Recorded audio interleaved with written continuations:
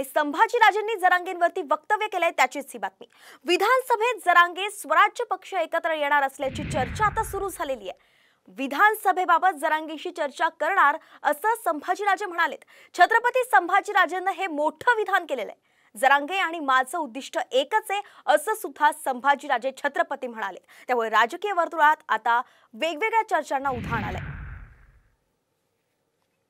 मनोज जरांगेंच्या बाबतीत माझी आजही चर्चा झालेली नाही आहे, पण चर्चा होणार याबद्दल सुद्धा मी नाकारू शकत नाही आहे आणि चर्चा करायला काहीच अडचण नाही आहे। त्यामुळे शेवटी त्यांचा दृष्टिकोन आणि माझा उद्दिष्ट हा एकच आहे। कारण का शेवटी आमच्या पंजोबांनी राजर्षी छत्रपती शाहू महाराजांनीच पहिलं आरक्षण दिलं होतं आणि डॉक्टर बाबासाहेब आंबेडकरांनी मग ते घटनेत ते अंमलात आणलं आणि म्हणून मनोज जरांगेंना मी नेहमीच सहकार्य, नेहमीच माझा सपोर्ट राहिलेला आहे। राजकीय चर्चा झालेली नाही, पण राजकीय चर्चा सुद्धा लवकरच त्यांच्याशी होईल।